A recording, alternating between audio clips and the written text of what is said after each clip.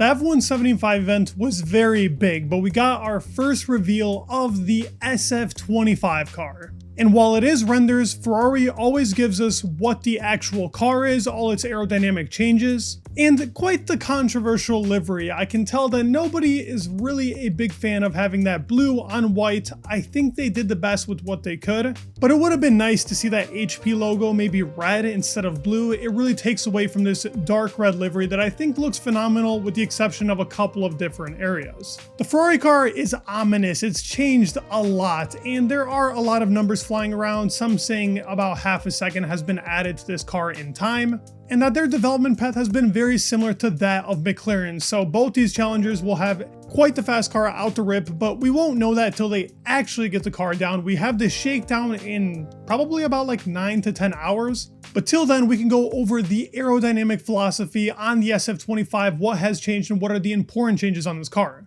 If you're new here, go ahead and subscribe. We're close to 100K. Would love to hit that goal. It would really mean the world to me and quite a big dream for me. We have Lewis and Charles's car to go over, so let's go over the SF25, a first look at this ominous car.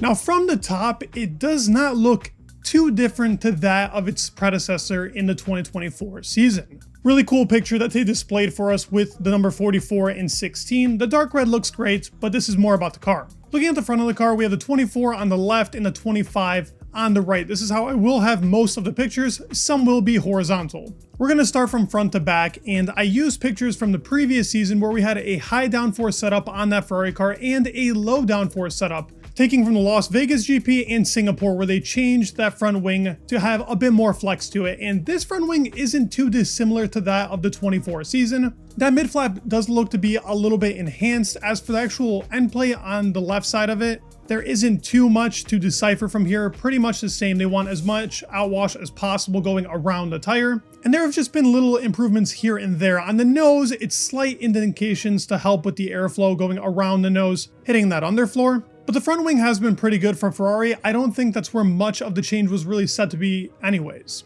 Looking at front suspension, now this is a big deal. It was rumored for a very long time, and now we have confirmation that the Ferrari car has changed from a push rod front suspension to a pull rod front suspension in 2025. Now why this is a big deal is because McLaren and Red Bull have been running it so far. Since these regulations have started, those two teams have been the leading way for a pull rod front suspension. Ferrari has been very hesitant to change that, and it has compromised them in certain races, while McLaren and Red Bull have flourished on almost every single track. There are some tracks where Ferrari was better, where the curbing really hurt the Red Bull and McLaren, but they finally decided to convert their car to the pull rod suspension. And just like the Mercedes had in the 2024 season, where they could change that front suspension, Ferrari is looking to do possibly the same thing. Now, Mercedes did initially change this in the third testing day, but they ended up reverting back to what was the first iteration of this front suspension. This was to determine how stable the car was with how much anti-dive they put on it. The higher up the wishbone is, the more anti-dive there is on the car. There is a possibility of it bouncing, but there's also a possibility of it being more stable in certain corners. And there's more benefits than there is downsides if you can get this down. So let's see if Ferrari does this. It is a possibility. As you can see how big that outline shape is, they could go for this. This is just a speculative rumor.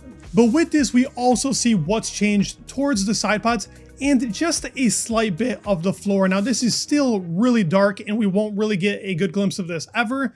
There is a change in the brake ducts. They're a bit smaller than they were in the previous season, helping with the reduction of drag, getting more air to those brakes just to keep them nice and cooled. But this is one of the biggest changes on the car, and while it might not look huge, it can add a lot of performance. It can also take it away if they don't do it correctly. This side pod view of the car, and yes, they are slightly different. One is facing the other way, but I didn't want to flip it out. I wanted you to see how it looked like straight up. And from the side view, as I said, they're small changes, but they matter a lot. The side pod has changed. They've added that little wing right above the side pod, just like McLaren has it. It seems to be the way to go with these new cars. And they've also reduced the shape of the side pod inlet, the same as the McLaren. It's like a P-shaped inlet, but a bit more squished than in the 2024 season. And the actual undercut of the side pod is a little bit larger than it was in 24, but this is a very slight change. But as we take a closer look to that halo and undercut, you can see another part of the floor that was changed. It's that upper part that you can see just sticking up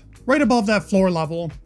Red Bull tried introducing this in Las Vegas, they ended up reverting back. Some teams have tried this. Mercedes ran this throughout pretty much the whole season. And this is to help airflow after going over the suspension. Let's see if this makes a big difference for them. There is also a change in those mirror mounts. They're reshaped for less drag. And as I stated, it gives you a much better view of that pod wing. As you can see, it was all connected in 24, but in 25, that is separate from the car. Meaning the side pods have been pushed back like the rumors were telling us, for a better rear stability. That is the hope of pushing back those side pods and really the whole chassis of the car, which supposedly could go to the benefit of Lewis Hamilton. We'll have to see. We obviously won't know till that guy sits in the car, hits those brakes, and shows us what he's really made of. Other than that, everything around the halo has pretty much stayed the same. They kept those Cobra shapes right around the halo. This was invented from them in the 2023 season. A lot of teams are following this trend, and they have continued down this path.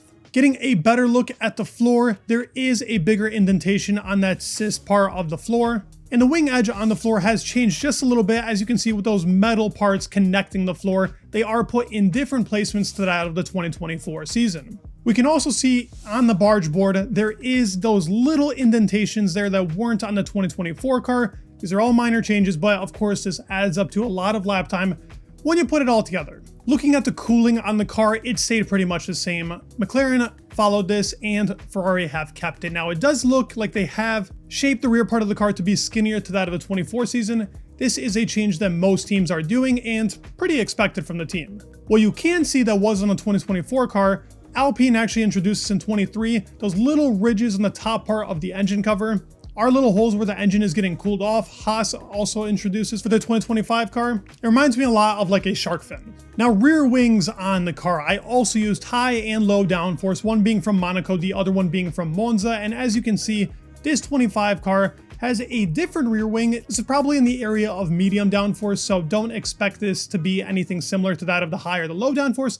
But where we can see the changes is that the actual line from the upper and lower plane isn't as straight as it was in 2024, trying to emulate a little bit of what McLaren had in 24 with its mini DRS. Obviously that's illegal, but this does give a little bit more airflow to pass through the rear wing, and most of it has stayed the same. On the lower downforce, as you can see with those end plates, they're a little bit more curved. Here, they're pretty straight out, very squared. But it was like that on the Monaco spec of wing as well. Looking at the rear part of the car, very hard to tell what they could have done here. Not too many great pictures of this yet. We will see the shakedown obviously tomorrow, so that should give us a bit better images, but this is the car. The beam wing has pretty much stayed the same. There isn't too much change there. And it's very hard to tell what's been done on the rear suspension, whether they kept it pull rod or not. Push rod is what most teams are using. They would be one of the only teams to use pull in the front and the rear, and I'm really interested to see if there is change there. Right now, I can't really look into it very well without making a bad guess. And the above view of the Ferrari, and obviously they are not the same look, but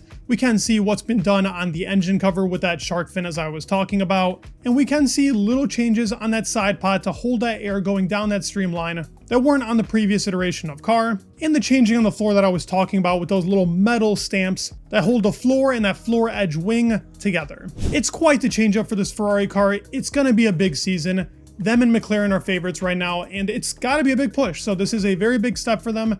A lot of good numbers I've heard, but that's always the Italian media. So don't have your hopes up till we actually see what happens on track in Bahrain. But we do get the shakedown tomorrow. I will cover that as well. And I'm looking to cover everything that we pretty much got from this big event. Was pretty fun. And they got a lot of new cars to cover, as well as some information that came out and was talked about in the interviews leading up to that big event. Hope you guys enjoyed the video. Please like and subscribe. It would mean the world. And peace.